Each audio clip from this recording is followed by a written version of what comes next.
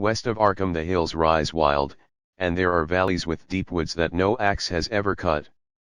There are dark narrow glens where the trees slope fantastically, and where thin brooklets trickle without ever having caught the glint of sunlight.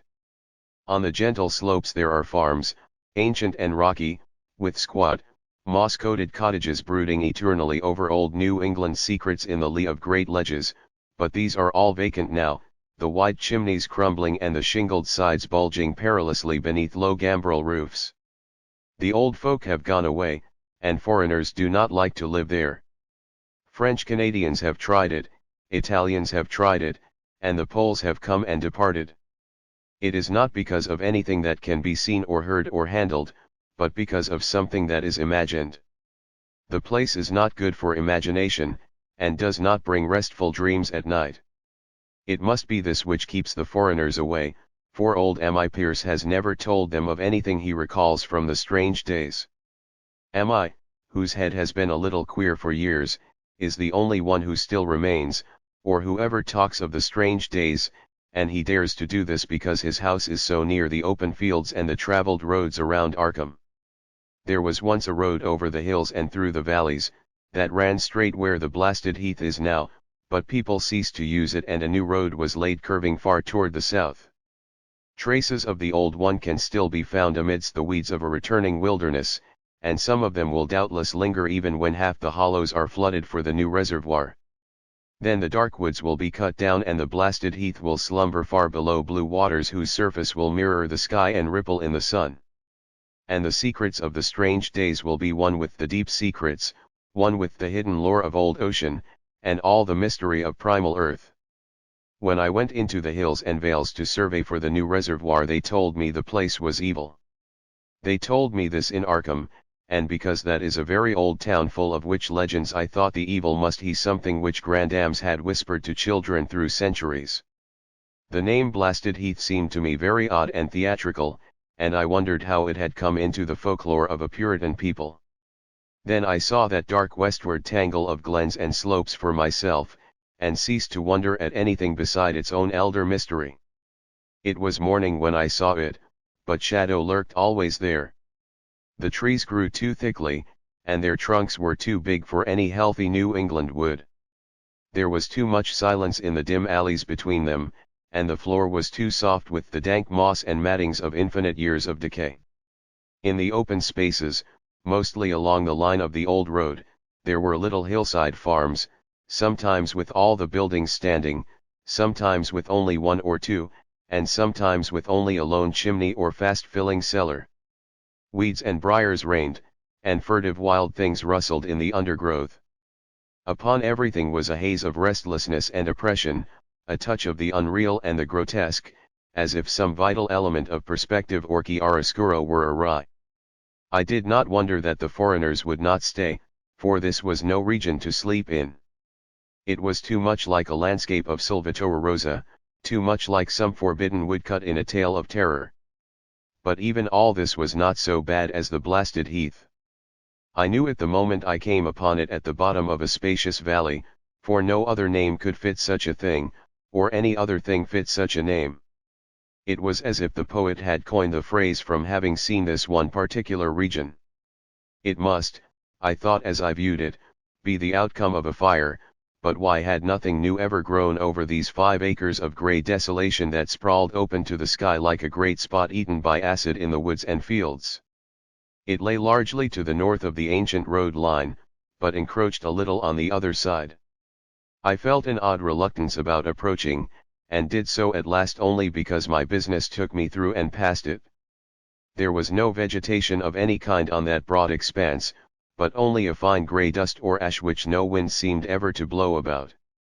The trees near it were sickly and stunted, and many dead trunks stood or lay rotting at the rim. As I walked hurriedly by I saw the tumbled bricks and stones of an old chimney and cellar on my right, and the yawning black maw of an abandoned well whose stagnant vapours played strange tricks with the hues of the sunlight. Even the long, dark woodland climb beyond seemed welcome in contrast, and I marvelled no more at the frightened whispers of Arkham people. There had been no house or ruin near, even in the old days the place must have been lonely and remote. And at twilight, dreading to repass that ominous spot, I walked circuitously back to the town by the curious road on the south. I vaguely wished some clouds would gather, for an odd timidity about the deep skyey voids above had crept into my soul. In the evening I asked old people in Arkham about the blasted heath, and what was meant by that phrase strange days which so many evasively muttered. I could not, however, get any good answers except that all the mystery was much more recent than I had dreamed. It was not a matter of old legendary at all, but something within the lifetime of those who spoke. It had happened in the 80s, and a family had disappeared or was killed. Speakers would not be exact, and because they all told me to pay no attention to old M.I. Pierce's crazy tales, I sought him out the next morning, having heard that he lived alone in the ancient tottering cottage where the trees first begin to get very thick. It was a fearsomely ancient place, and had begun to exude the faint miasmal odor which clings about houses that have stood too long. Only with persistent knocking could I rouse the aged man, and when he shuffled timidly to the door could tell he was not glad to see me. He was not so feeble as I had expected, but his eyes drooped in a curious way, and his unkempt clothing and white beard made him seem very worn and dismal. Not knowing just how he could best be launched on his tales, I feigned a matter of business, told him of my surveying, and asked vague questions about the district.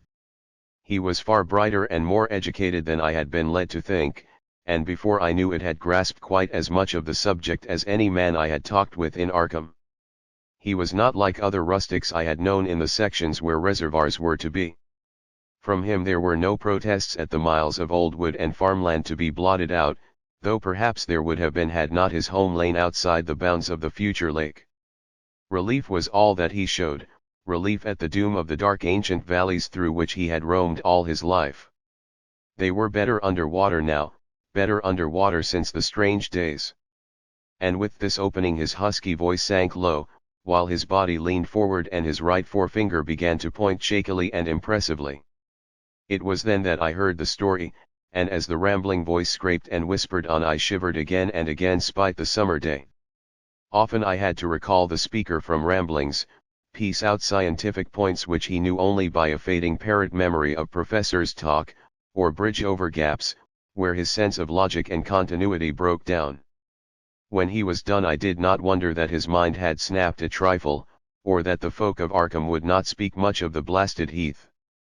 I hurried back before sunset to my hotel, unwilling to have the stars come out above me in the open, and the next day returned to Boston to give up my position. I could not go into that dim chaos of old forest and slope again, or face another time that grey blasted heath where the black well yawned deep beside the tumbled bricks and stones. The reservoir will soon be built now, and all those elder secrets will be safe forever under watery fathoms. But even then I do not believe I would like to visit that country by night, at least not when the sinister stars are out, and nothing could bribe me to drink the new city water of Arkham. It all began, old M.I. said, with the meteorite. Before that time there had been no wild legends at all since the witch trials, and even then these western woods were not feared half so much as the small island in the Miskatonic where the devil held court beside a curious lone altar older than the Indians. These were not haunted woods, and their fantastic dusk was never terrible till the strange days. Then there had come that white noontide cloud, that string of explosions in the air, and that pillar of smoke from the valley far in the wood. And by night all Arkham had heard of the great rock that fell out of the sky and bedded itself in the ground beside the well at the Nahum Gardner place. That was the house which had stood where the blasted heath was to come, the trim white Nahum Gardner house amidst its fertile gardens and orchards. Nahum had come to town to tell people about the stone, and dropped in at M.I. Pierce's on the way. M.I. was 40 then, and all the queer things were fixed very strongly in his mind. He and his wife had gone with the 3 professors from Miskatonic University who hastened out the next morning to see the weird visitor from unknown stellar space, and had wondered why Nahum had called it so large the day before. It had shrunk, Nahum said as he pointed out the big brownish mound above the ripped earth and charred grass near the archaic well sweep in his front yard, but the wise men answered that stones do not shrink. Its heat lingered persistently, and Nahum declared it had glowed faintly in the night. The professors tried it with a geologist's hammer and found it was oddly soft. It was, in truth, so soft as to be almost plastic, and they gouged rather than chipped a specimen to take back to the college for testing. They took it in an old pail borrowed from Nahum's kitchen, for even the small piece refused to grow cool. On the trip back they stopped at Emmy's to rest, and seemed thoughtful when Mrs. Pierce remarked that the fragment was growing smaller and burning the bottom of the pail. Truly, it was not large, but perhaps they had taken less than they thought. The day after that, all this was in June of '82, the professors had trooped out again in a great excitement. As they passed Emmy's they told him what queer things the specimen had done, and how it had faded wholly away when they put it in a glass beaker. The beaker had gone, too, and the wise men talked of the strange stone's affinity for silicon. It had acted quite unbelievably in that well-ordered laboratory, doing nothing at all and showing no occluded gases when heated on charcoal, being wholly negative in the boric speed, and soon proving itself absolutely non-volatile at any producible temperature, including that of the oxyhydrogen blowpipe. On an anvil it appeared highly malleable, and in the dark its luminosity was very marked. Stubbornly refusing to grow cool, it soon had the college in a state of real excitement, and when upon heating before the spectroscope it displayed shining bands unlike any known colors of the normal spectrum, there was much breathless talk of new elements, bizarre optical properties, and other things which puzzled men of science are wont to say when faced by the unknown. Hot as it was, they tested it in a crucible with all the proper reagents. Water did nothing. Hydrochloric acid was the same. Nitric acid and even aqua regia merely hissed and spattered against its torrid invulnerability.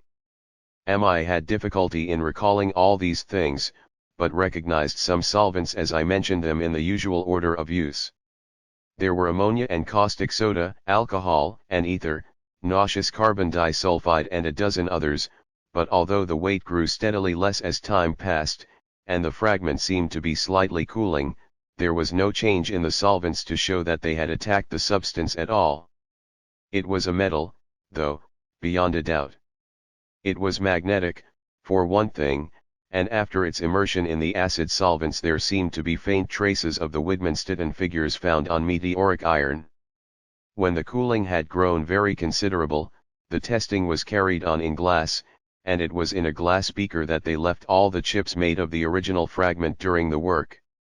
The next morning both chips and beaker were gone without trace, and only a charred spot marked the place on the wooden shelf where they had been. All this the professors told MI as they paused at his door, and once more he went with them to see the stony messenger from the stars, though this time his wife did not accompany him. It had now most certainly shrunk, and even the sober professors could not doubt the truth of what they saw. All around the dwindling brown lump near the well was a vacant space, except where the earth had caved in, and whereas it had been a good 7 feet across the day before, it was now scarcely 5. It was still hot, and the sages studied its surface curiously as they detached another and larger piece with hammer and chisel. They gouged deeply this time, and as they pried away the smaller mass they saw that the core of the thing was not quite homogeneous. They had uncovered what seemed to be the side of a large colored globule embedded in the substance.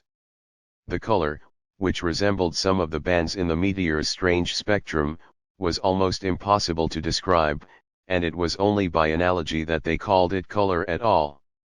Its texture was glossy, and upon tapping it appeared to promise both brittleness and hollowness. One of the professors gave it a smart blow with a hammer, and it burst with a nervous little pop. Nothing was emitted, and all trace of the thing vanished with the puncturing. It left behind a hollow spherical space about 3 inches across, and all thought it probable that others would be discovered as the enclosing substance wasted away. Conjecture was vain, so after a futile attempt to find additional globules by drilling, the seekers left again with their new specimen, which proved, however, as baffling in the laboratory as its predecessor. Aside from being almost plastic, having heat, magnetism, and slight luminosity, cooling slightly in powerful acids, possessing an unknown spectrum, wasting away in air, and attacking silicon compounds with mutual destruction as a result, It presented no identifying features whatsoever, and at the end of the tests the college scientists were forced to own that they could not place it. It was nothing of this earth, but a piece of the great outside, and as such dowered with outside properties and obedient to outside laws. That night there was a thunderstorm, and when the professors went out to Nahum's the next day they met with a bitter disappointment.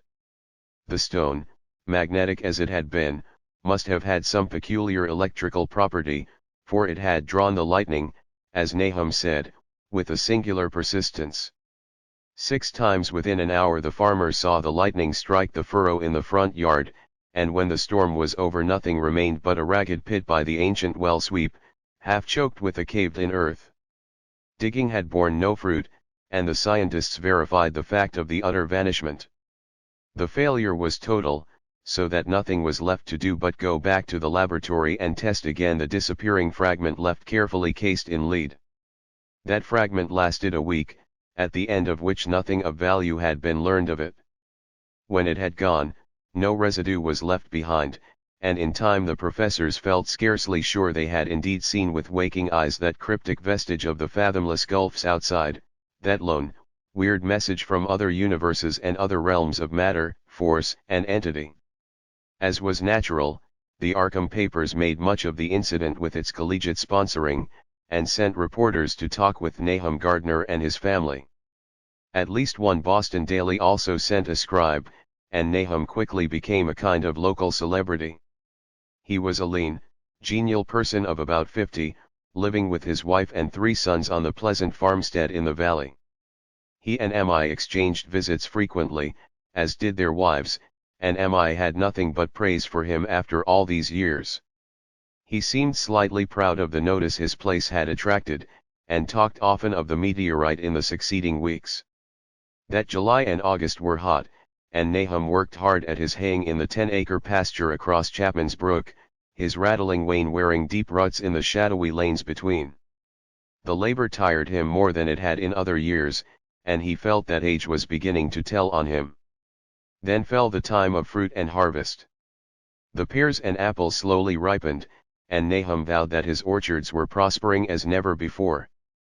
The fruit was growing to phenomenal size and unwonted gloss, and in such abundance that extra barrels were ordered to handle the future crop. But with the ripening came sore disappointment, for of all that gorgeous array of specious lusciousness not one single jot was fit to eat. Into the fine flavor of the pears and apples had crept a stealthy bitterness and sickishness, so that even the smallest bites induced a lasting disgust. It was the same with the melons and tomatoes, and Nahum sadly saw that his entire crop was lost. Quick to connect events, he declared that the meteorite had poisoned the soil, and thanked heaven that most of the other crops were in the upland lot along the road. Winter came early, and was very cold. Mi saw Nahum less often than usual, and observed that he had begun to look worried. The rest of his family too, seemed to have grown taciturn, and were far from steady in their church-going or their attendance at the various social events of the countryside. For this reserve or melancholy no cause could be found, though all the household confessed now and then to poorer health and a feeling of vague disquiet. Nahum himself gave the most definite statement of anyone when he said he was disturbed about certain footprints in the snow. They were the usual winter prints of red squirrels, white rabbits, and foxes, but the brooding farmer professed to see something not quite right about their nature and arrangement. He was never specific, but appeared to think that they were not as characteristic of the anatomy and habits of squirrels and rabbits and foxes as they ought to be. Mi listened without interest to this talk until one night when he drove past Nahum's house in his sleigh on the way back from Clark's Corner. There had been a moon, and a rabbit had run across the road, and the leaps of that rabbit were longer than either Mi or his horse liked. The latter, indeed, had almost run away when brought up by a firm rein. Thereafter Mi gave Nahum's tales more respect, and wondered why the Gardner dogs seemed so cowed and quivering every morning. They had, it developed, nearly lost the spirit to bark. In February the McGregor boys from Meadow Hill were out shooting woodchucks, and not far from the Gardner place bagged a very peculiar specimen. The proportions of its body seemed slightly altered in a queer way impossible to describe, while its face had taken on an expression which no one ever saw in a woodchuck before. The boys were genuinely frightened, and threw the thing away at once, so that only their grotesque tales of it ever reached the people of the countryside. But the shying of horses near Nahum's house had now become an acknowledged thing, and all the basis for a cycle of whispered legend was fast taking form. People vowed that the snow melted faster around Nahum's than it did anywhere else, and early in March there was an odd discussion in Potter's General Store at Clark's Corners. Stephen Rice had driven past Gardner's in the morning, and had noticed the skunk cabbages coming up through the mud by the woods across the road. Never were things of such size seen before, and they held strange colors that could not be put into any words. Their shapes were monstrous, and the horse had snorted at an odor which struck Stephen as wholly unprecedented. That afternoon several persons drove past to see the abnormal growth, and all agreed that plants of that kind ought never to sprout in a healthy world. The bad fruit of the fall before was freely mentioned, and it went from mouth to mouth that there was poison in Nahum's ground. Of course it was the meteorite, and remembering how strange the men from the college had found that stone to be, several farmers spoke about the matter to them. One day they paid Nahum a visit, but having no love of wild tales and folklore were very conservative in what they inferred. The plants were certainly odd, but all skunk cabbages are more or less odd in shape and hue. Perhaps some mineral element from the stone had entered the soil, but it would soon be washed away. And as for the footprints and frightened horses, of course this was mere country talk which such a phenomenon as the aerolite would be certain to start. There was really nothing for serious men to do in cases of wild gossip, for superstitious rustics will say and believe anything. And so all through the strange days the professors stayed away in contempt. Only one of them, when given 2 files of dust for analysis in a police job over a year and a half later, recalled that the queer color of that skunk cabbage had been very like one of the anomalous bands of light shown by the meteor fragment in the college spectroscope, and like the brittle globule found embedded in the stone from the abyss. The samples in this analysis case gave the same odd bands at first, though later they lost the property. The trees budded prematurely around Nahum's, and at night they swayed ominously in the wind. Nahum's second son Thaddeus, a lad of 15, swore that they swayed also when there was no wind, but even the gossips would not credit this. Certainly, however, restlessness was in the air. The entire Gardner family developed the habit of stealthy listening, though not for any sound which they could consciously name. The listening was, indeed, rather a product of moments when consciousness seemed half to slip away. Unfortunately such moments increased week by week, till it became common speech that something was wrong with all Nahum's folks. When the early saxifrage came out it had another strange color, not quite like that of the skunk cabbage, but plainly related and equally unknown to anyone who saw it. Nahum took some blossoms to Arkham and showed them to the editor of the Gazette, but that dignitary did no more than write a humorous article about them, in which the dark fears of rustics were held up to polite ridicule. It was a mistake of Nahum's to tell a stolid city man about the way the great, overgrown morning cloak butterflies behaved in connection with these saxifrages. April brought a kind of madness to the country folk, and began that disuse of the road past Nahum's which led to its ultimate abandonment. It was the vegetation. All the orchard trees blossomed forth in strange colors, and through the stony soil of the yard and adjacent pasturage there sprang up a bizarre growth which only a botanist could connect with the proper flora of the region. No sane wholesome colors were anywhere to be seen except in the green grass and leafage, but everywhere were those hectic and prismatic variants of some diseased, underlying primary tone without a place among the known tints of earth. The Dutchman's breeches became a thing of sinister menace, and the bloodroots grew insolent in their chromatic perversion. I and the Gardners thought that most of the colors had a sort of haunting familiarity, and decided that they reminded one of the brittle globule in the meteor. Nahum plowed and sowed the 10-acre pasture and the upland lot, but did nothing with the land around the house. He knew it would be of no use, and hoped that the summer's strange growths would draw all the poison from the soil. He was prepared for almost anything now, and had grown used to the sense of something near him waiting to be heard. The shunning of his house by neighbors told on him, of course, but it told on his wife more. The boys were better off, being at school each day, but they could not help being frightened by the gossip. Thaddeus, an especially sensitive youth, suffered the most. In May the insects came, and Nahum's place became a nightmare of buzzing and crawling. Most of the creatures seemed not quite usual in their aspects and motions, and their nocturnal habits contradicted all former experience. The Gardners took to watching at night, watching in all directions at random for something, they could not tell what. It was then that they owned that Thaddeus had been right about the trees. Mrs. Gardner was the next to see it from the window as she watched the swollen boughs of a maple against a moonlit sky. The boughs surely moved, and there was no wind. It must be the sap. Strangeness had come into everything growing now. Yet it was none of Nahum's family at all who made the next discovery. Familiarity had dulled them, and what they could not see was glimpsed by a timid windmill salesman from Bolton who drove by one night in ignorance of the country legends. What he told in Arkham was given a short paragraph in the Gazette, and it was there that all the farmers, Nahum included, saw it first. The night had been dark and the buggy lamps faint, but around a farm in the valley which everyone knew from the account must be Nahum's, the darkness had been less thick.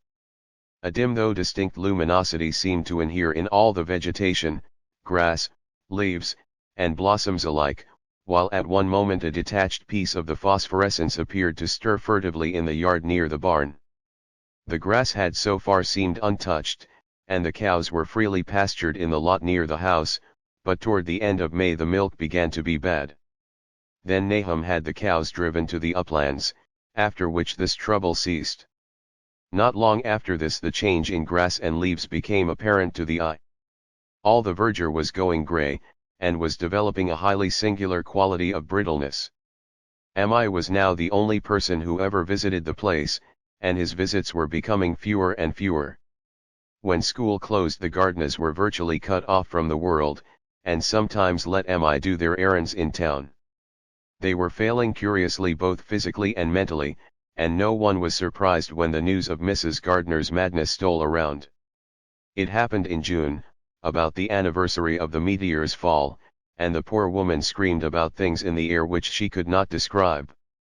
In her raving there was not a single specific noun, but only verbs and pronouns. Things moved and changed and fluttered, and ears tingled to impulses which were not holy sounds.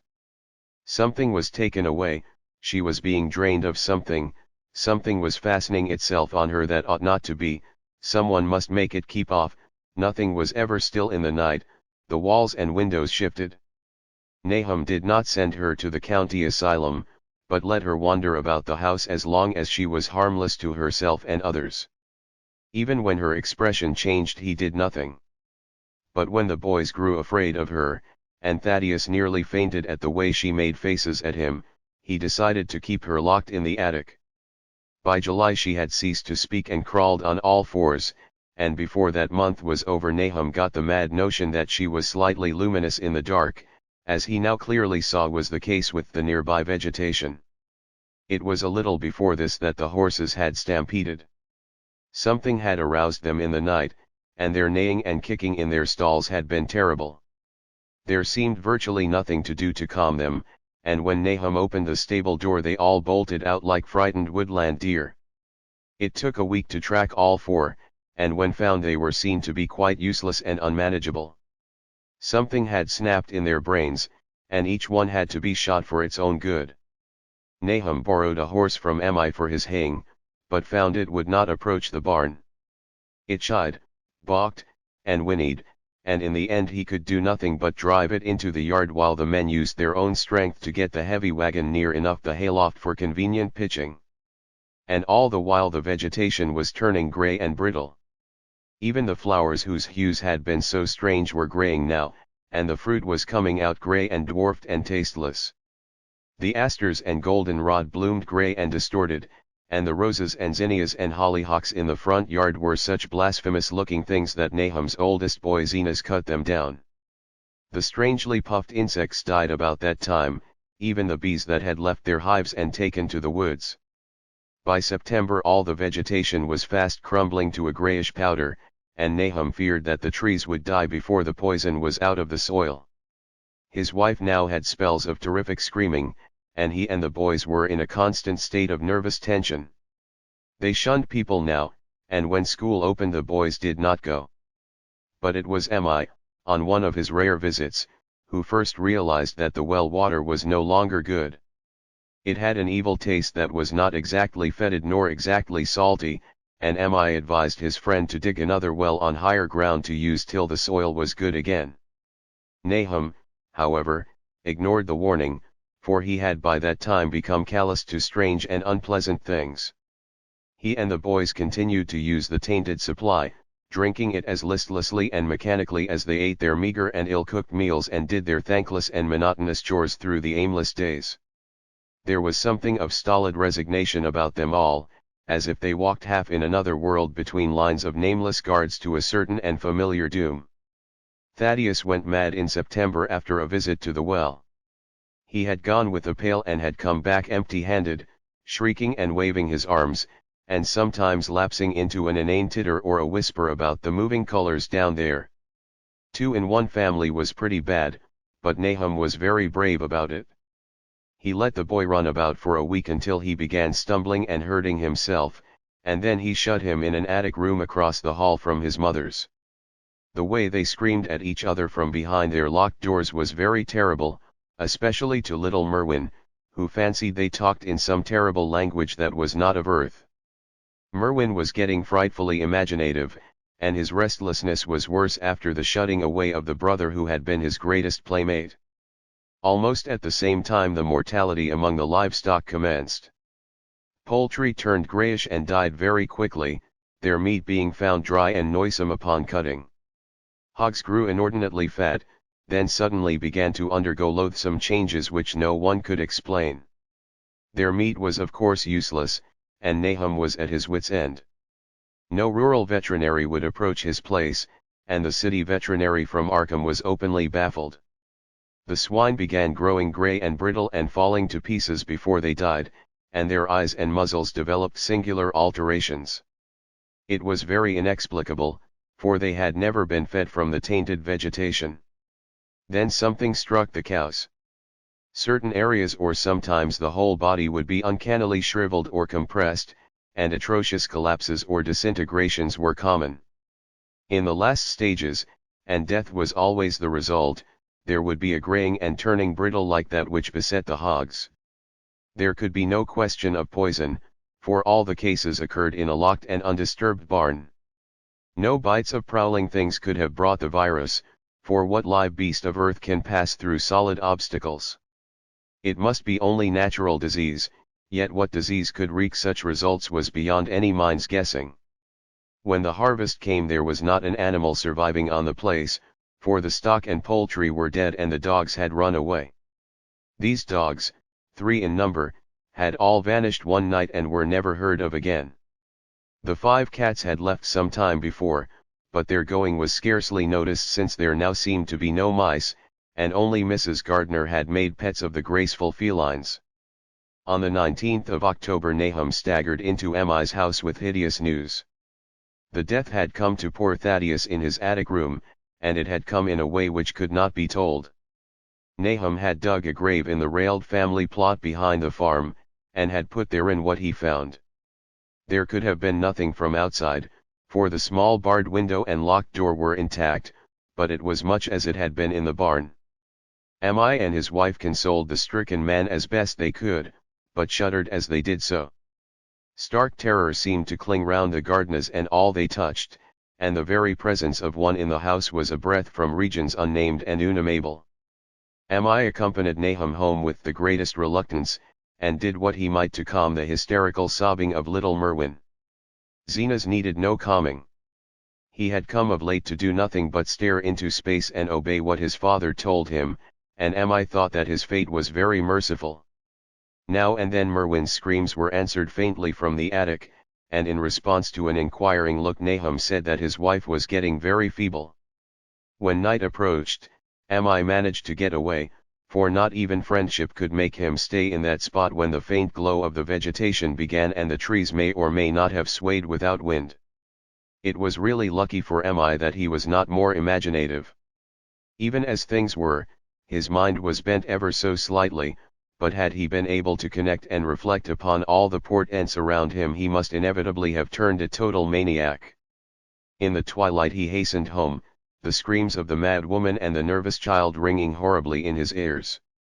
3 days later Nahum burst into Mi's kitchen in the early morning, and in the absence of his host stammered out a desperate tale once more, while Mrs. Pierce listened in a clutching fright.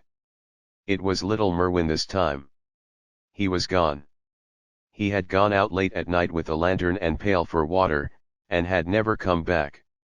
He'd been going to pieces for days, and hardly knew what he was about. Screamed at everything. There had been a frantic shriek from the yard then, but before the father could get to the door the boy was gone. There was no glow from the lantern he had taken, and of the child himself no trace.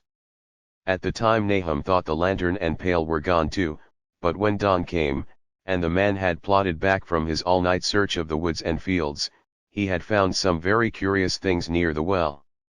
There was a crushed and apparently somewhat melted mass of iron which had certainly been the lantern, while a bent handle and twisted iron hoops beside it, both half fused, seemed to hint at the remnants of the pail.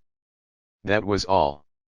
Nahum was past imagining, Mrs. Pierce was blank, and Mi, when he had reached home and heard the tale, could give no guess.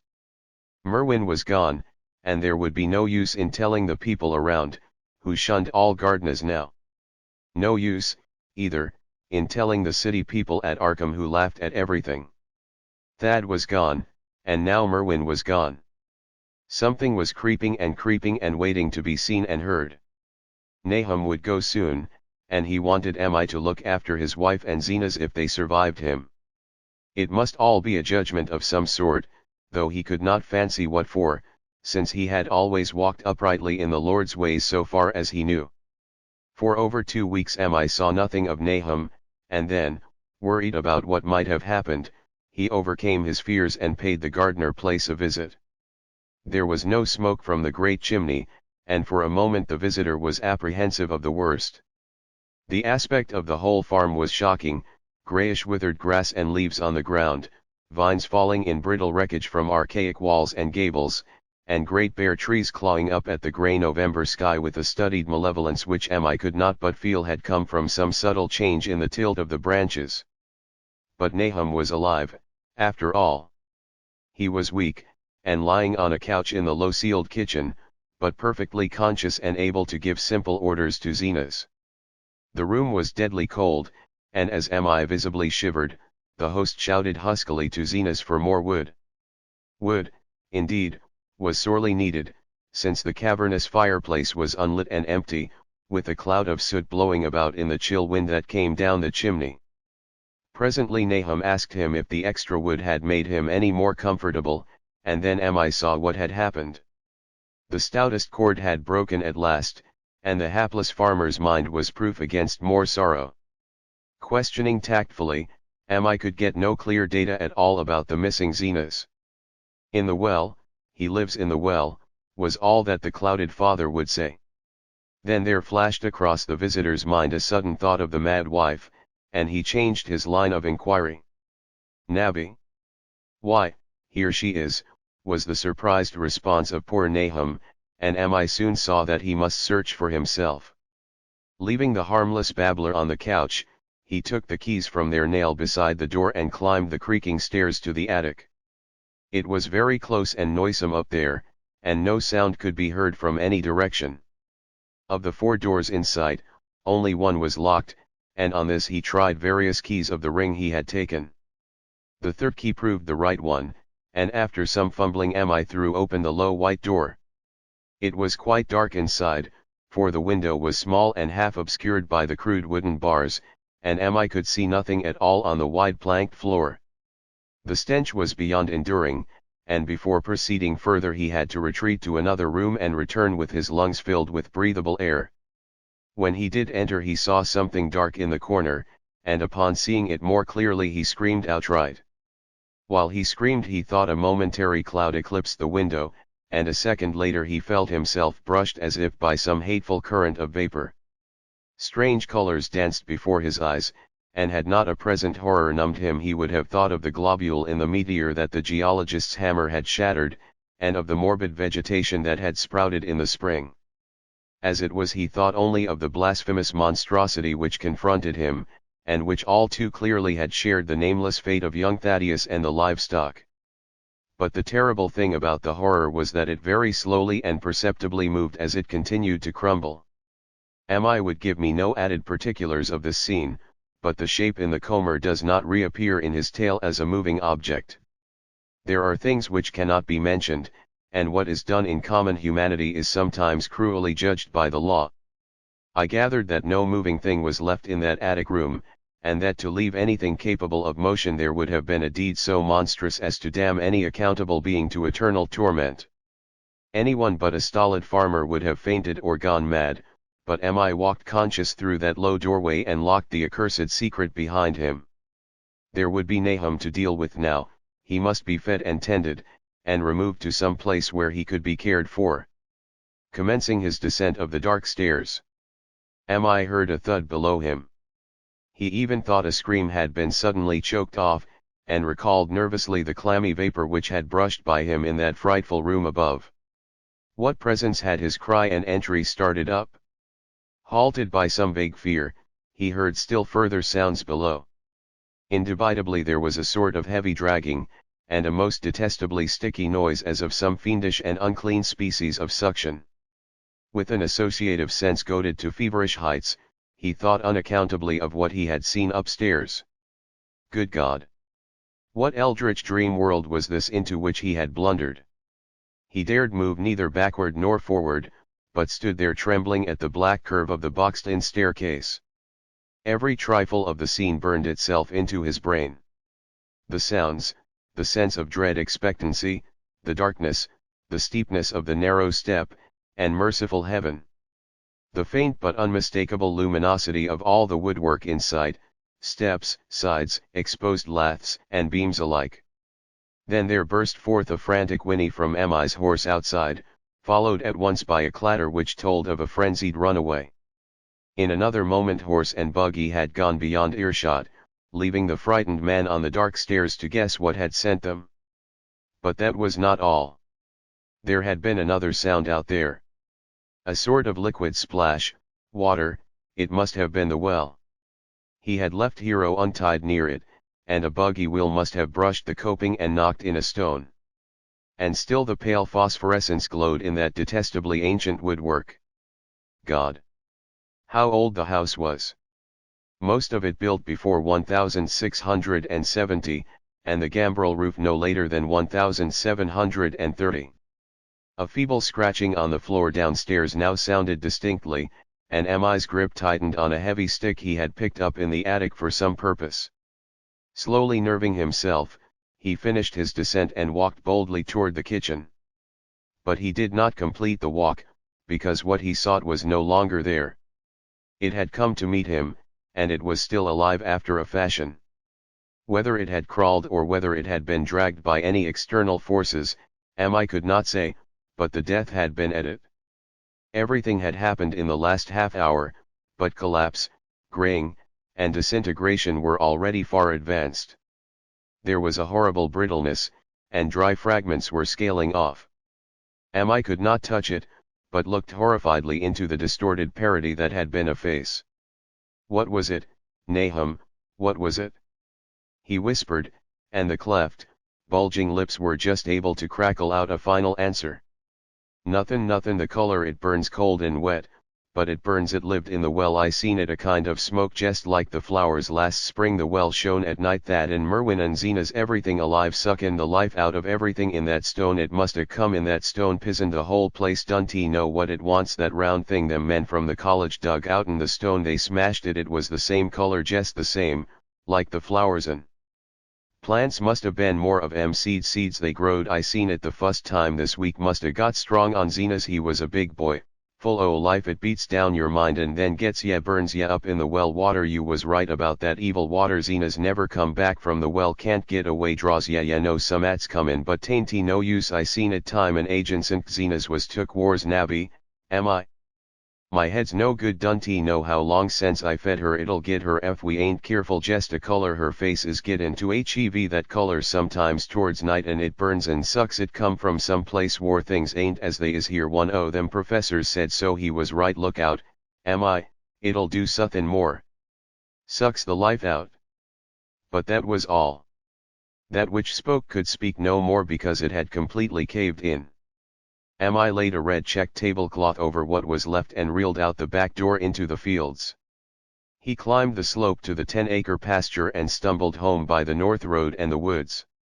He could not pass that well from which his horses had run away. He had looked at it through the window, and had seen that no stone was missing from the rim. Then the lurching buggy had not dislodged anything after all. The splash had been something else, something which went into the well after it had done with poor Nahum.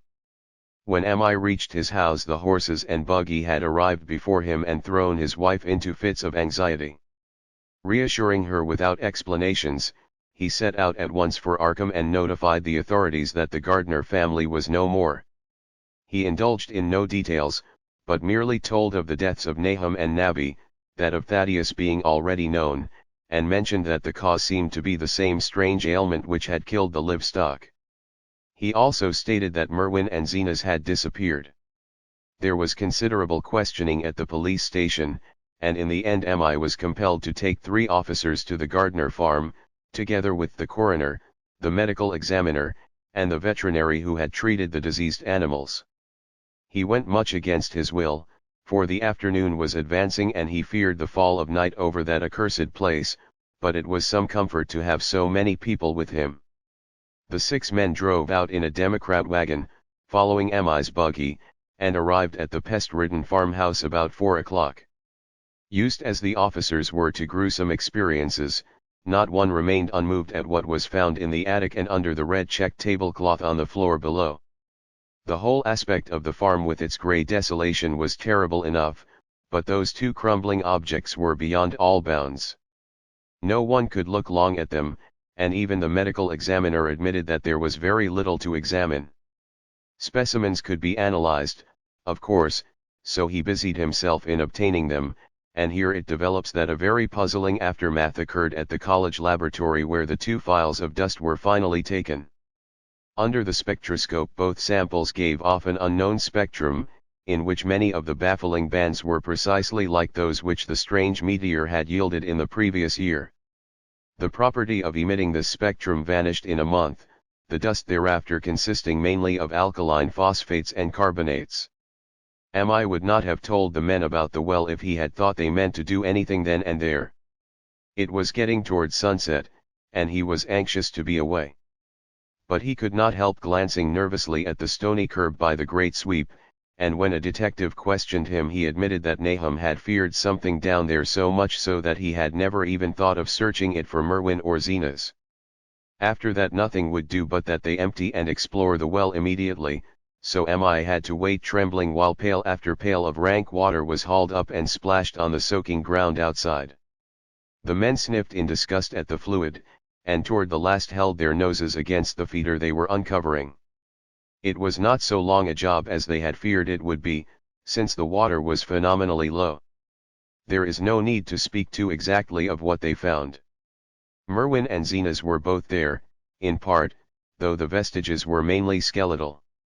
There were also a small deer and a large dog in about the same state, and a number of bones of small animals. The ooze and slime at the bottom seemed inexplicably porous and bubbling, and a man who descended on handholds with a long pole found that he could sink the wooden shaft to any depth in the mud of the floor without meeting any solid obstruction. Twilight had now fallen, and lanterns were brought from the house. Then, when it was seen that nothing further could be gained from the well, everyone went indoors and conferred in the ancient sitting room while the intermittent light of a spectral half-moon played wanly on the grey desolation outside. The men were frankly nonplussed by the entire case, and could find no convincing common element to link the strange vegetable conditions, the unknown disease of livestock and humans, and the unaccountable deaths of Merwin and Zenas in the tainted well. They had heard the common country talk, it is true, but could not believe that anything contrary to natural law had occurred. No doubt the meteor had poisoned the soil, but the illness of persons and animals who had eaten nothing grown in that soil was another matter. Was it the well water? Very possibly. It might be a good idea to analyze it. But what peculiar madness could have made both boys jump into the well? Their deeds were so similar, and the fragments showed that they had both suffered from the grey brittle death. Why was everything so grey and brittle? It was the coroner, seated near a window overlooking the yard, who first noticed the glow about the well. Night had fully set in, and all the abhorrent ground seemed faintly luminous with more than the fitful moonbeams, but this new glow was something definite and distinct, and appeared to shoot up from the black pit like a softened ray from a searchlight, giving dull reflections in the little ground pools where the water had been emptied. It had a very queer color, and as all the men clustered round the window, Mi gave a violent start. For this strange beam of ghastly miasma was to him of no unfamiliar hue. He had seen that color before, and feared to think what it might mean. He had seen it in the nasty brittle globule in that aerolite 2 summers ago, had seen it in the crazy vegetation of the springtime, and had thought he had seen it for an instant that very morning against the small barred window of that terrible attic room where nameless things had happened. It had flashed there a second, and a clammy and hateful current of vapor had brushed past him, and then poor Nahum had been taken by something of that color. He had said so at the last, said it was like the globule and the plants. After that had come the runaway in the yard and the splash in the well, and now that well was belching forth to the night a pale insidious beam of the same demoniac tint. It does credit to the alertness of Mi's mind that he puzzled even at that tense moment over a point which was essentially scientific.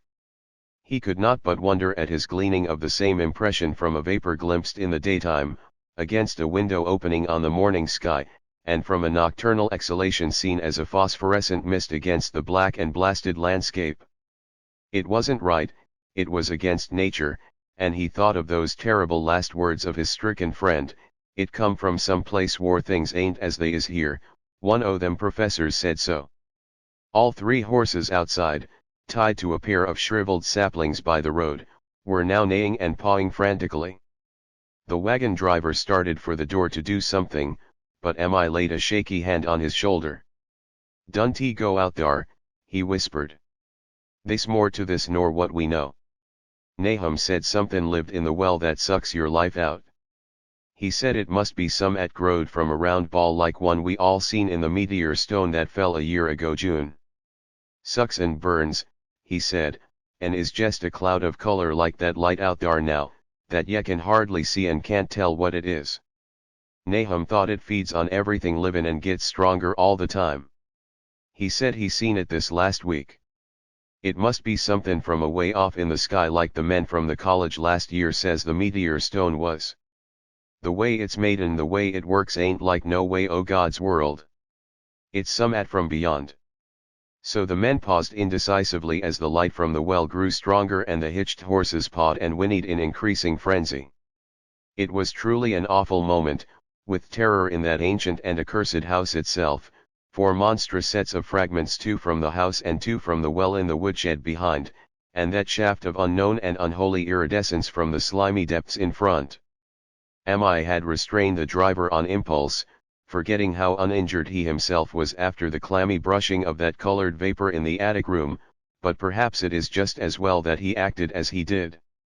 No one will ever know what was abroad that night, and though the blasphemy from beyond had not so far hurt any human of unweakened mind, there is no telling what it might not have done at that last moment, and with its seemingly increased strength and the special signs of purpose it was soon to display beneath the half-clouded moonlit sky. All at once one of the detectives at the window gave a short, sharp gasp. The others looked at him, and then quickly followed his own gaze upward to the point at which its idle straying had been suddenly arrested. There was no need for words. What had been disputed in country gossip was disputable no longer, and it is because of the thing which every man of that party agreed in whispering later on, that the strange days are never talked about in Arkham. It is necessary to premise that there was no wind at that hour of the evening. One did arise not long afterward, but there was absolutely none then. Even the dry tips of the lingering hedge mustard, grey and blighted, and the fringe on the roof of the standing Democrat wagon were unstirred. And yet amid that tense godless calm the high bare boughs of all the trees in the yard were moving. They were twitching morbidly and spasmodically, clawing in convulsive and epileptic madness at the moonlit clouds, scratching impotently in the noxious air as if jerked by some allied and bodiless line of linkage with subterrene horrors writhing and struggling below the black roots. Not a man breathed for several seconds. Then a cloud of darker depth passed over the moon, and the silhouette of clutching branches faded out momentarily.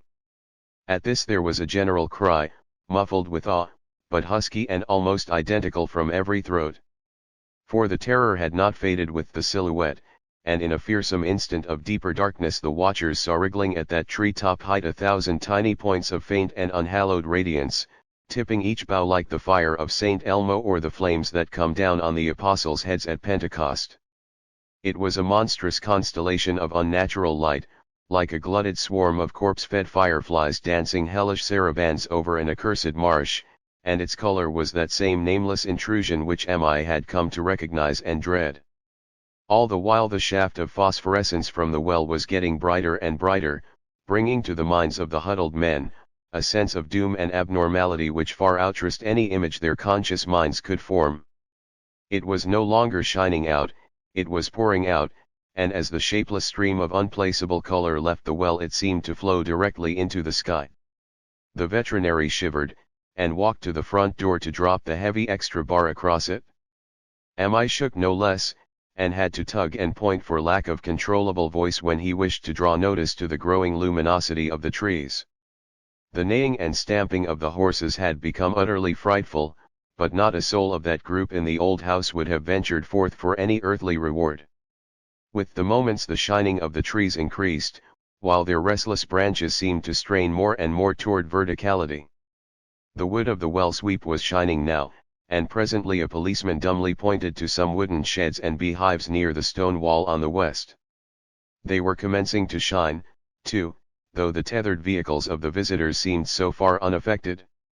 Then there was a wild commotion and clopping in the road, and as Mi quenched the lamp for better seeing they realized that the span of frantic greys had broken their sapling and run off with the Democrat wagon. The shock served to loosen several tongues, and embarrassed whispers were exchanged. "It spreads on everything organic that's been around here," muttered the medical examiner. No one replied, but the man who had been in the well gave a hint that his long pole must have stirred up something intangible. "It was awful," he added. "There was no bottom at all. Just ooze and bubbles and the feeling of something lurking under there." Mi's horse still pawed and screamed deafeningly in the road outside, and nearly drowned its owner's faint quaver as he mumbled his formless reflections. "It come from that stone, it growed down there, it got everything livin', it fed itself on mind and body, Thad and Merwin, Zenas and Nabby, Nahum was the last, they all drunk the water, it got strong on it come from beyond, war things ain't like they be here, now it's goin' home dash." At this point, as the column of unknown color flared suddenly stronger and began to weave itself into fantastic suggestions of shape which each spectator described differently, there came from poor tethered hero such a sound as no man before or since ever heard from a horse. Every person in that low-pitched sitting room stopped his ears, and Mi turned away from the window in horror and nausea. Words could not convey it. When Mi looked out again the hapless beast lay huddled inert on the moonlit ground between the splintered shafts of the buggy. That was the last of Hero till they buried him next day. But the present was no time to mourn, for almost at this instant a detective silently called attention to something terrible in the very room with them. In the absence of the lamplight it was clear that a faint phosphorescence had begun to pervade the entire apartment. It glowed on the broad planked floor and the fragment of rag carpet, and shimmered over the sashes of the small paned windows. It ran up and down the exposed corner posts, coruscated about the shelf and mantel, and infected the very doors and furniture. Each minute saw it strengthen, and at last it was very plain that healthy living things must leave that house. Mi showed them the back door and the path up through the fields to the 10-acre pasture. They walked and stumbled as in a dream, and did not dare look back till they were far away on the high ground. They were glad of the path, for they could not have gone the front way, by that well. It was bad enough passing the glowing barn and sheds, and those shining orchard trees with their gnarled, fiendish contours, but thank heaven the branches did their worst twisting high up. The moon went under some very black clouds as they crossed the rustic bridge over Chapman's Brook, and it was blind groping from there to the open meadows. When they looked back toward the valley and the distant Gardner place at the bottom, they saw a fearsome sight. At the farm was shining with the hideous unknown blend of color, trees, buildings, and even such grass and herbage as had not been wholly changed to lethal gray brittleness. The boughs were all straining skyward, tipped with tongues of foul flame, and lambent tricklings of the same monstrous fire were creeping about the ridgepoles of the house, barn, and sheds. It was a scene from a vision of Fuseli, and over all the rest reigned that riot of luminous amorphousness, that alien and undimensioned rainbow of cryptic poison from the well, seething, feeling, lapping, reaching, scintillating, straining, and malignly bubbling in its cosmic and unrecognizable chromaticism. Then without warning the hideous thing shot vertically up toward the sky like a rocket or meteor, leaving behind no trail and disappearing through a round and curiously regular hole in the clouds before any man could gasp or cry out. No watcher can ever forget that sight, and Mi stared blankly at the stars of Cygnus, Deneb twinkling above the others, where the unknown color had melted into the Milky Way. But his gaze was the next moment called swiftly to earth by the crackling in the valley. It was just that. Only a wooden ripping and crackling, and not an explosion, as so many others of the party vowed. Yet the outcome was the same, for in one feverish kaleidoscopic instant there burst up from that doomed and accursed farm a gleamingly eruptive cataclysm of unnatural sparks and substance, blurring the glance of the few who saw it, and sending forth to the zenith a bombarding cloudburst of such colored and fantastic fragments as our universe must needs disown. Through quickly reclosing vapors they followed the great morbidity that had vanished, and in another second they had vanished too. Behind and below was only a darkness to which the men dared not return, and all about was a mounting wind which seemed to sweep down in black, frore gusts from interstellar space. It shrieked and howled, and lashed the fields and distorted woods in a mad cosmic frenzy, till soon the trembling party realized it would be no use waiting for the moon to show what was left down there at Nahum's. Too awed even to hint theories, the 7 shaking men trudged back toward Arkham by the north road. Mi was worse than his fellows, and begged them to see him inside his own kitchen, instead of keeping straight on to town. He did not wish to cross the blighted, wind-whipped woods alone to his home on the main road. For he had had an added shock that the others were spared, and was crushed forever with a brooding fear he dared not even mention for many years to come. As the rest of the watchers on that tempestuous hill had stolidly set their faces toward the road, Mi had looked back an instant at the shadowed valley of desolation so lately sheltering his ill-starred friend. And from that stricken, far-away spot he had seen something feebly rise, only to sink down again upon the place from which the great shapeless horror had shot into the sky. It was just a color, but not any color of our earth or heavens. And because Mi recognized that color, and knew that this last faint remnant must still lurk down there in the well, he has never been quite right since. Mi would never go near the place again. It is 44 years now since the horror happened, but he has never been there, and will be glad when the new reservoir blots it out. I shall be glad, too, for I do not like the way the sunlight changed color around the mouth of that abandoned well I passed. I hope the water will always be very deep, but even so, I shall never drink it. I do not think I shall visit the Arkham country hereafter. 3 of the men who had been with Mi returned the next morning to see the ruins by daylight, but there were not any real ruins. Only the bricks of the chimney, the stones of the cellar, some mineral and metallic litter here and there, and the rim of that nefandous well. Save for Mi's dead horse, which they towed away and buried, and the buggy which they shortly returned to him, everything that had ever been living had gone. 5 eldritch acres of dusty grey desert remained, nor has anything ever grown there since. To this day it sprawls open to the sky like a great spot eaten by acid in the woods and fields, and the few who have ever dared glimpse it in spite of the rural tales have named it the blasted heath. The rural tales are queer. They might be even queerer if city men and college chemists could be interested enough to analyze the water from that disused well, or the grey dust that no wind seems to disperse.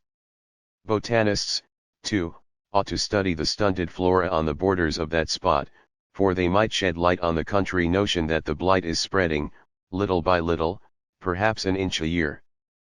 People say the color of the neighboring herbage is not quite right in the spring, and that wild things leave queer prints in the light winter snow.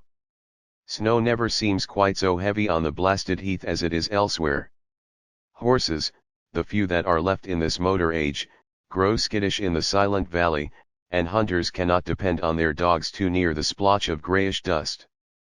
They say the mental influences are very bad, too. Numbers went queer in the years after Nahum's taking, and always they lacked the power to get away. Then the stronger-minded folk all left the region, and only the foreigners tried to live in the crumbling old homesteads.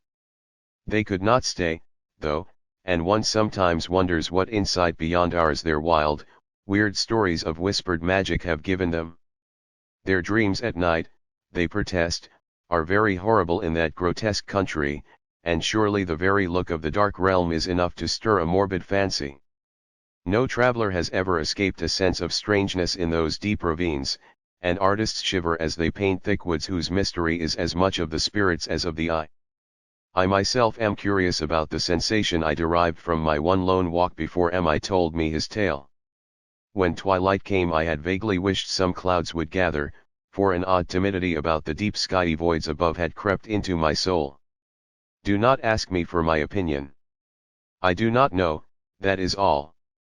There was no one but M.I. to question, for Arkham people will not talk about the strange days, and all 3 professors who saw the aerolite and its colored globule are dead. There were other globules, depend upon that. One must have fed itself and escaped, and probably there was another which was too late.